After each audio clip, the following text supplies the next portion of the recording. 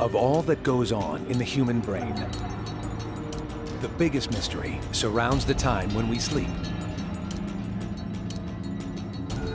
One surprise is that at night, your brain is as busy as during the day. The brain's first job is to put us to sleep.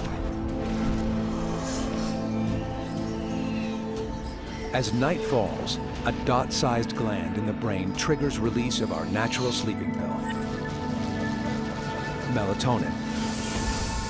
Acting on our central nervous system, melatonin makes us drowsy.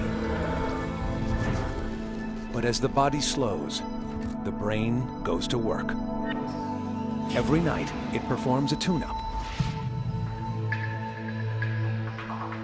Brain cells that have worked all day shut down for repair. Chemicals clean up the byproducts of brain cell activity, and in some parts, new brain cells grow. Without this internal diagnostic and repair service, the brain couldn't maintain peak performance. If we stay awake too long, our brain knocks us out, no matter what the consequences. That's what happened to explorer David Hempelmann Adams when he attempted a record-breaking solo balloon trip to the North Pole.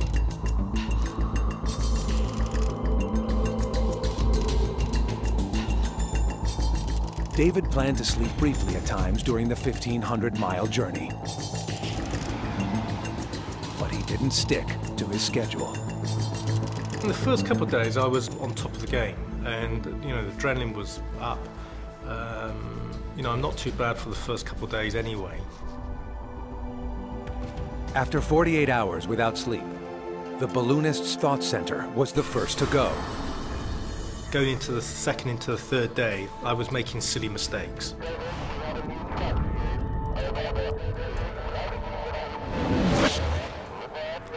Okay, what's the new track?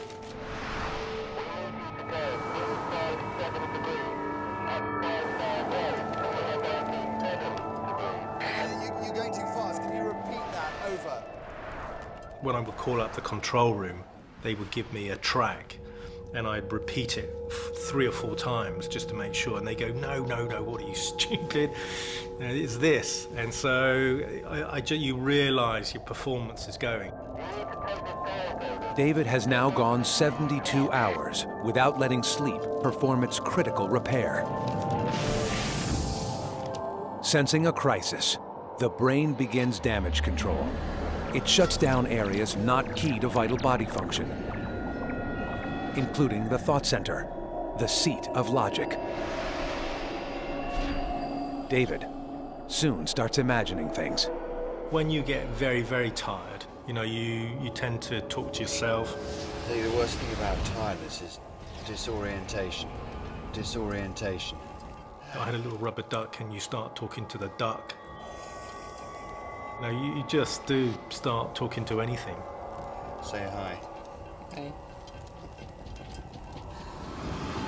88 hours in, and still David remains awake. To avoid permanent harm, his brain pulls the plug, and David is out.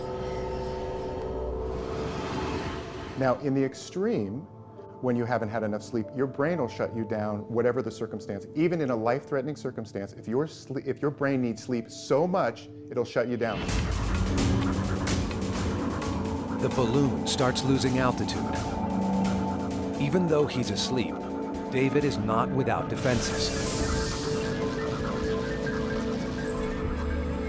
As we sleep, the part of the brain that hears remains alert, which is why alarm clocks and other noises wake us. When we fall asleep, we're actually still vigilant and alert to the outside world. So your brain is still on, and you know what's going on outside. When the balloon dips below 9,000 feet, the autopilot screams out a warning. David's emergency response center jolts him. His groggy impulse is to try to flee the scary noise by climbing from the basket.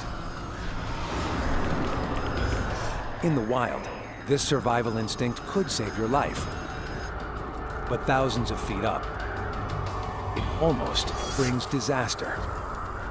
after that split second that you realise where you were, seeing the clouds down below, getting back into the basket, and I remember just shaking and my knees were just knocking.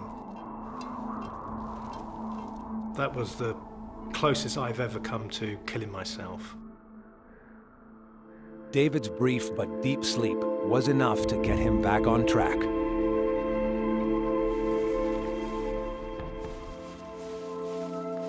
He was able to complete his record flight.